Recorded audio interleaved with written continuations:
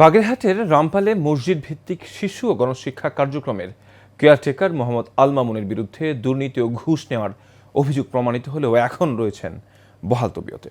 বিষয়টি নিয়ে ক্ষুব্ধ স্থানীয়রা। অভিযোগের সত্যতা পাওয়ার পরও কি করে তিনি চাকরিতে বহাল আছেন সেটি জানা নেই বাগেরহাট ইসলামিক ফাউন্ডেশন উপপরিচালকের। সুজন মজুমদারের প্রতিবেদনে বিস্তারিত জানাচ্ছেন মাজহারুল আমিন শুভ। নৈতিকতা ও ধর্মীয় মূল্যবোধ উন্নয়নে মসজিদ ভিত্তিক গণশিক্ষা কার্যক্রমের ৮ম পর্যায়ের কর্মসূচির আওতায় রামপালে মোট ৭৬টি কেন্দ্র চলমান রয়েছে। ওইসব কেন্দ্রে শিশুদের পাঠদানের পাশাপাশি দেওয়া হয় ইসলামিক শিক্ষা। চলমান এই কেন্দ্রগুলোতে কর্মরত রয়েছেন একজন করে শিক্ষক। কেন্দ্রগুলো পরিচালনার দায়িত্ব পালন করেন মডেল কেয়ারটেকার আল মামুন।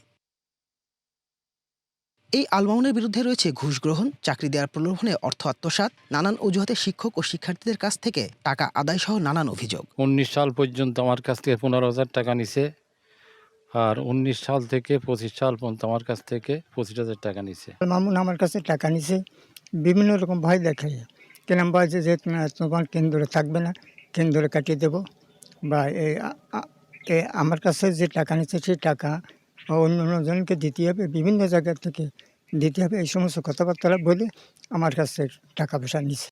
বিগত ফ্যাসিস্ট সরকারের আমলে আল মামুনের বিরুদ্ধে কেউ মুখ খোলার সাহস না পেলেও এখন একে একে বেরিয়ে আসছে তার বিভিন্ন অপকর্ম।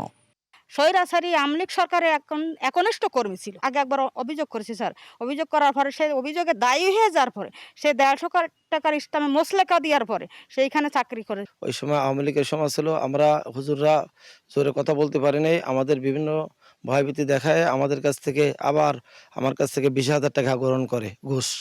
শিক্ষকদের অভিযোগের প্রেক্ষিতে আল মামুনের বিরুদ্ধে তদন্ত করে সত্যতা পায় কর্তৃপক্ষ। সাময়িক অব্যাহতিও দেওয়া হয়। পরে আত্মপক্ষ সমর্থন ও মুচলেকা দিয়ে আবারও চাকরিতে বহাল হন তিনি। যদিও আল মামুনের দাবি অভিযোগের বিষয়টি সত্য নয়। এর ভিতর আরো আছে, চারটি কেন্দ্র আছে, একটাও চলে না, অস্তিত্বহীন অনেক ভিডিও, অনেক ডকুমেন্ট সমস্যা আছে। না, আমার প্রধান আছে সুপারভাইজারটা, তিনি একটা প্রধান। আমি যদি তাদের কাছে ভয়ভীতি দেখাতাম তাহলে তারা আমার সুপারভাইজারের কাছে অভিযোগ দিত, সে আমার শোকাজ করত বা আমার বিরুদ্ধে ব্যবস্থা নিত। এদিকে অভিযোগের সত্যতা পাওয়ার পরও তার চাকরিতে বহাল থাকার ঘটনায় হতবাক খোদ বাগেরহাট ইসলামিক ফাউন্ডেশনের উপপরিচালক। তাকে ওই ধরনের অপরাধীর লোককে ডিপার্টমেন্ট থেকে অব্যাহতি দেবো, এটা নিয়ম।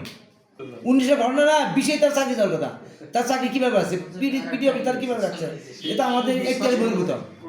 সামাজিক মূল্যবোধ ও ধর্মীয় বিশ্বাসে আঘাত দেওয়া ব্যক্তিকে চাকরি থেকে বহিষ্কারের জোর দাবি জানিয়েছেন ধর্মপ্রাণ মুসলমানরা। মাজহারুল আমিন শুভ, এশিয়ান টেলিভিশন।